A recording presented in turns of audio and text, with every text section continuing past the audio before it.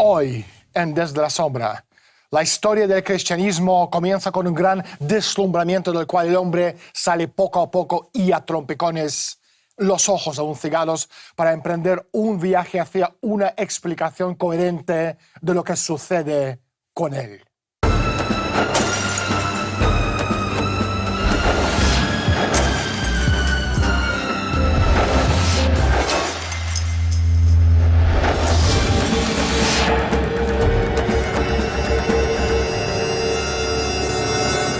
La historia de la Iglesia es de un idealismo corrompido, la búsqueda de una idea platónica de sí mismo, un sueño ensalzado. Y como parece que mucho de lo que corrompe a la Iglesia está relacionada con las tentaciones de la riqueza y el poder que la rodea, esta es una historia muy humana. Hoy, en Desde la Sombra, hablaremos con Padre Paul Kramer, uno de los intelectuales más importantes de la Iglesia Católica y el autor de muchísimos libros sobre masonería, el gobierno mundial y el Vaticano. Pero primero, salimos a la calle y preguntamos a la gente su opinión sobre el Vaticano y la masonería. Me imagino que el problema de los Batilix. Pues no sé, porque ha renunciado, porque ha querido, supongo. Pues creo que no ha podido hacerse con los mandos del Vaticano, simplemente. Michelangelo. ¿Quién? Miguel Ángel. Bueno, Miguel Ángel, puede ser. Ay, pues ahora estoy en dudas. No sé, ¿tú sabes? Pues será porque Es que no por sé. el cristianismo que se fundó en... Eso no lo sé. Eso ya sí que se me escapa. Padre Paul Kramer, es un enorme placer de tenerle en el estudio con nosotros. Encantado de estar en tu programa, Daniel. Padre, ¿qué está detrás de la dimisión del Papa Benedicto XVI? Creo que hay dos cosas. La primera y la más importante es que su salud ha estado empeorando mucho. Y no me sorprenderé si no sobrevive hasta el final del mes. No significa que esté haciendo pronósticos, pero se ha debilitado notablemente.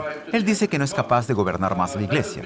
No me cuesta creerlo. Segundo, en conversaciones privadas con el obispo, cuando le preguntaron cuál era la mayor amenaza o peligro para la Iglesia Universal, contestó que era la masonería. La masonería se basa en las religiones de misterio paganas más antiguas.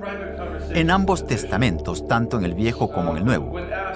Tenemos a San Pablo en el Nuevo Testamento y los salmos de David en el Viejo que revelan que los dioses paganos son demonios, son el mal, que existe la adoración al mal y la concentración de las fuerzas malignas en los antiguos misterios de la masonería pagana.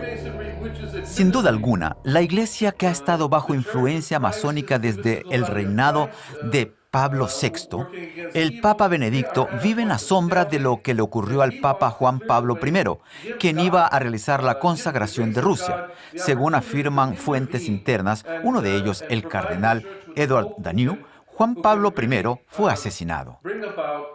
Padre Paul, ¿quién mató al Papa Juan Pablo I? El Papa Juan Pablo I dijo muy claro que iba a efectuar cambios radicales. Él dijo que iba a desalojar al cardenal Jean Villot de la cartera de secretario de Estado y sanear el Banco del Vaticano. Ahora el Banco del Vaticano es el principal accionista del Banco Ambrosiano, que estuvo involucrado en lavado de dinero, narcotráfico, comercio de armas. A eso además le suman vínculos estrechos de Ambrosiano con Licio Gelli, el maestro corriente de P2 y la logia masónica. Sin embargo, todo es aún más complicado. La mafia estaba preocupada por el blanqueo de dinero facilitado por el Banco Ambrosiano, pero el verdadero motivo fue que la logia masónica P2 es en realidad responsable por el asesinato de Juan Pablo I. Ellos tuvieron un motivo de peso. Primero, el Banco Ambrosiano, uno de los miembros fundadores del grupo Interalfa, que controla el 70% del dinero mundial, en los años 70 y principios de los 80, estuvo involucrado en el narcotráfico, tráfico de armas, terrorismo, actividades de los grupos neonazi, de los grupos fascistas de la Operación Gladio vinculados a la OTAN y en la logia masónica P2, basada en la anterior logia de fascismo universal Propaganda 1 de Giuseppe Mazzini. Segundo, cuando Albini Luciani aceptó la tiara papal a regañadientes y se convirtió en el Papa Juan Pablo I, enseguida se dio cuenta del grado de influencia de la masonería de los jesuitas en los altos concilios del Vaticano. ¿Cómo lo descubrió? Cuando la policía italiana registró la residencia del gran maestro de la logia P2 Luciano Gelli, confiscó una lista con los nombres de los masones más importantes del gobierno italiano, unidades de los servicios de inteligencia, de la OTAN y de la Iglesia. De hecho, en la lista había nombres de más de 100 masones católicos del Vaticano. Entre ellos figuraba el cardenal Villot, secretario del Estado papal. La lista también incluía nombres de jesuitas de alto rango. Nunca antes el poder de los jesuitas entre los muros de la Santa Sede se había sentido tan amenazado. Los jesuitas estaban a punto de perder todo el poder e influencia acumulados a lo largo de varios siglos. El Papa Juan Pablo I consideraba a algunas de las organizaciones más poderosas del mundo como sus enemigos irreconciliables. Sus posibilidades de luchar eran muy escasas. Padre Paul, dirijamos nuestra atención a algunos de estos grupos poderosos y sombríos dentro del Vaticano. 3 de los grupos más influyentes en la Iglesia son los jesuitas, Opus Dei y los Caballeros de Malta. ¿Qué papel desempeñan estos 3 grupos en este juego de poder? A lo largo de las décadas, el Opus Dei ha estado reclutando de manera muy agresiva a las personas más ricas y poderosas. Y una vez que esas personas se unen a la organización, contribuyen con enormes sumas de fondos que van a los cofres del Opus Dei. Al contrario de lo que ocurría en siglos anteriores, cuando tenían una gran lealtad hacia los papas, a la tradición. El Opus Dei ha estado promoviendo con mucha fuerza la línea progresista y también las políticas del Vaticano, con énfasis en la acumulación. Y el Opus Dei ha sido claramente una red de acumulación. El Papa Pío XI advirtió que esta es la destrucción de la Iglesia. Entonces, con los jesuitas, habiendo sido completamente moralistas y habiendo tomado el control total para promover una política filomasónica, el Papa Juan Pablo II demostró una gran preferencia por el Opus Dei, pero de una manera mucho más circunspecta. Ellos están promoviendo la misma política, porque, ya sean conservadores o liberales, ambos son manieristas y filomasónicos. El Papa Juan Pablo II prefería el Opus Dei a los jesuitas. La Compañía de Jesús hoy en día es una fuerza rígidamente disciplinada de más de 50.000 miembros en el mundo. Fue fundada como una unidad de inteligencia política por la antigua oligarquía europea, como una nueva herramienta para implementar su objetivo histórico de eliminación de la institución neoplatónica del Estado, sea en su forma republicana o monárquica.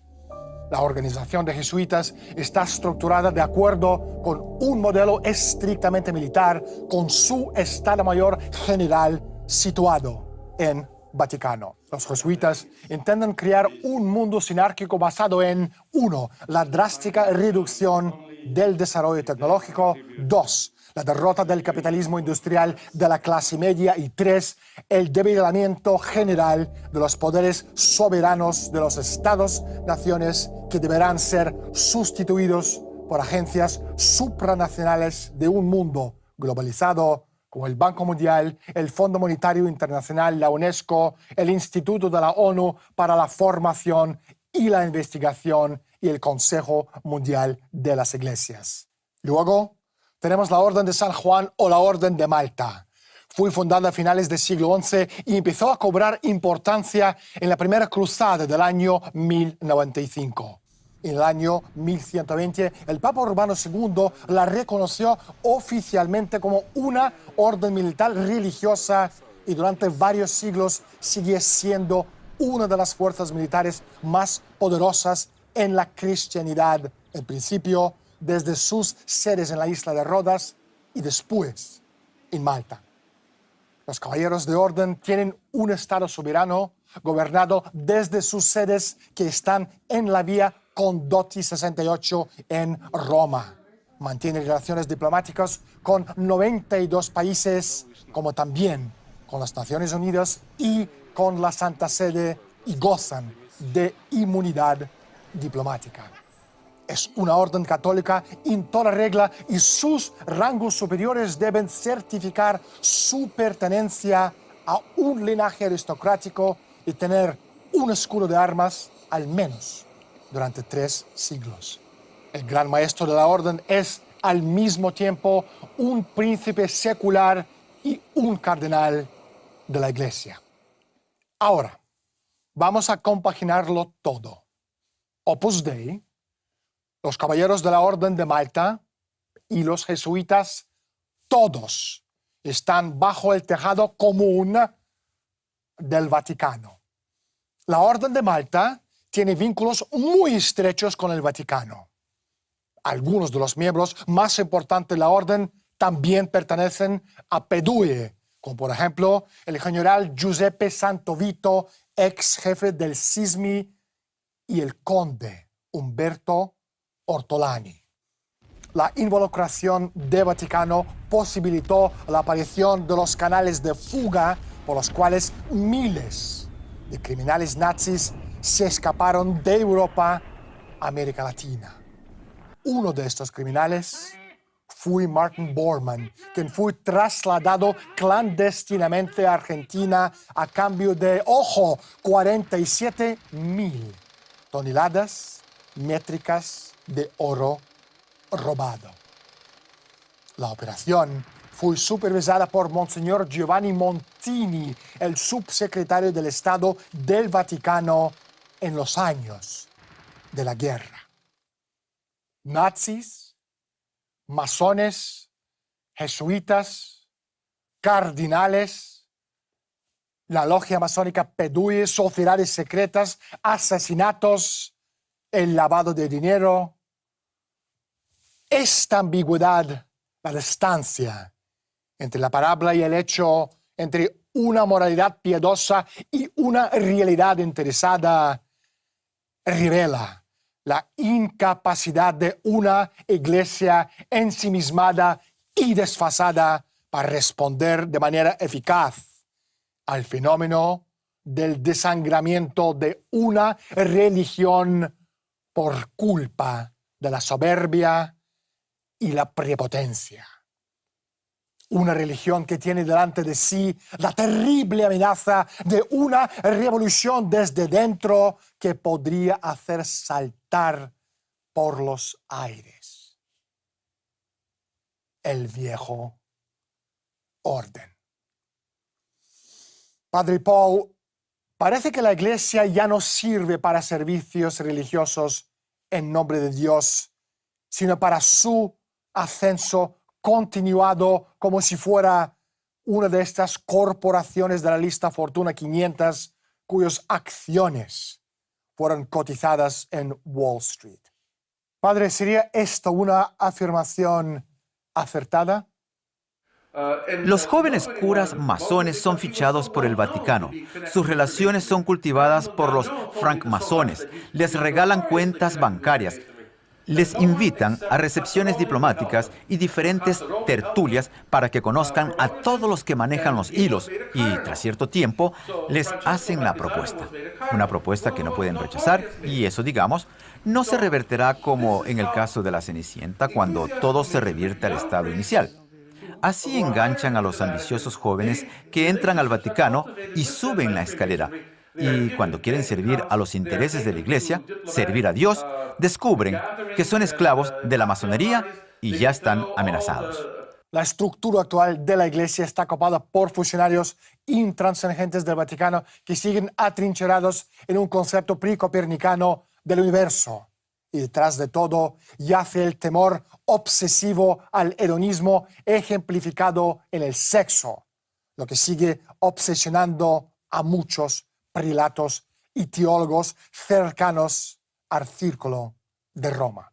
Por lo visto, detrás de esta intransigencia de Roma se esconde el empeño en regresar a la idea del Papa como testigo cristiano omnicompetente en la línea de los dos últimos pontífices preconciliares, Pío XI y Pío XII.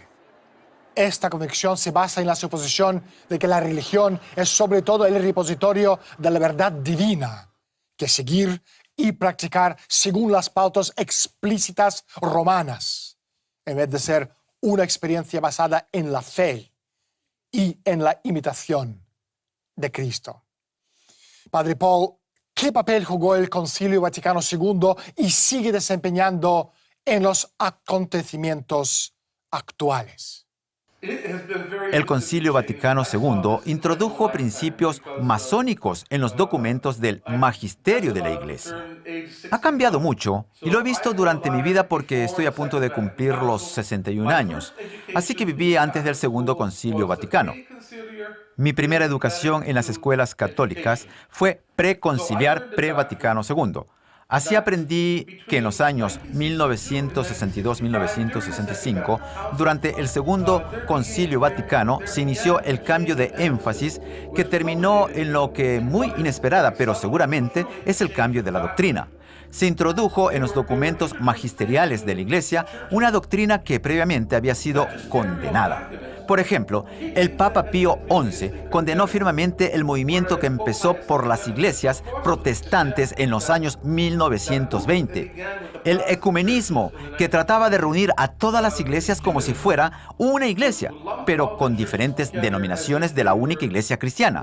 Esta idea se remonta y es promocionada por la masonería.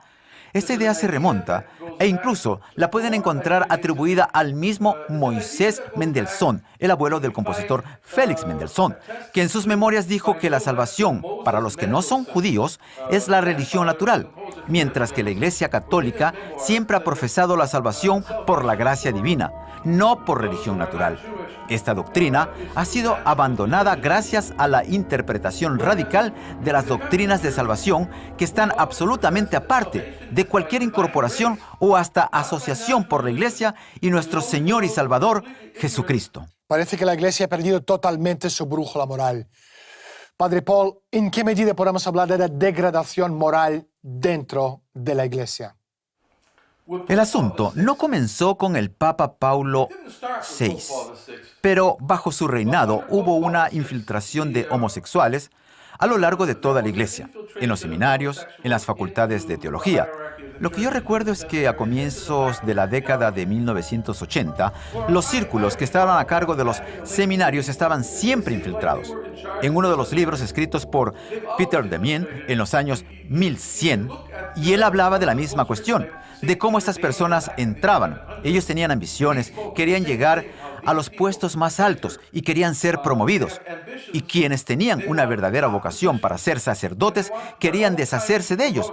Pero con el Papa Paulo VI recuperaron vida y desde entonces ponen a su gente en las posiciones más altas y bloquean las investigaciones.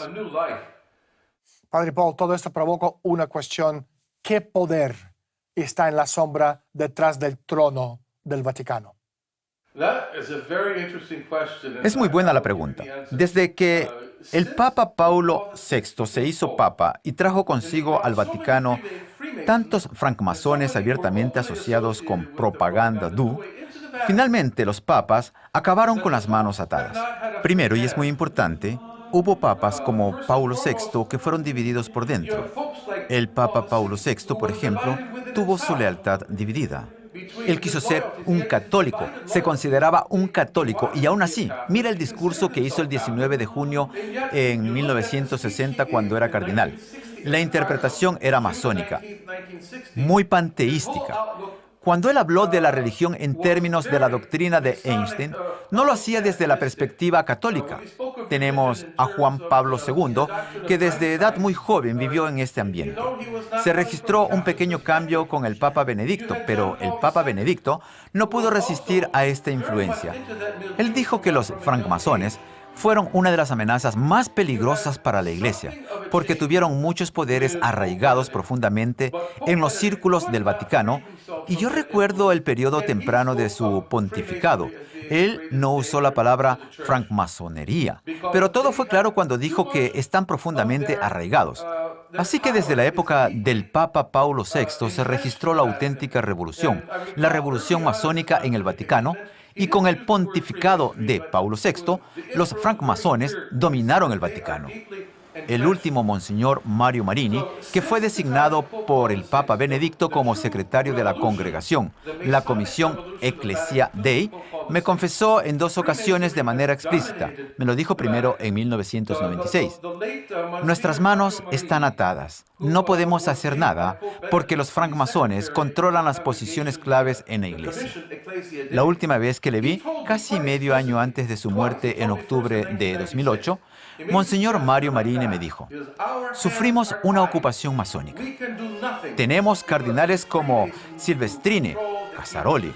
Silvestrini es muy viejo, pero sigue vivo, igual que David Rockefeller, o como Licio Gelli, de avanzada edad, pero no declina su poder. Encima de todo, ellos ganan más poder. Puedo nombrar a muchos más. Uno de los peores francmasones en la Iglesia fue Francesco Marquisano. Padre Paulo, una última pregunta. ¿Cómo debería ser el nuevo Papa?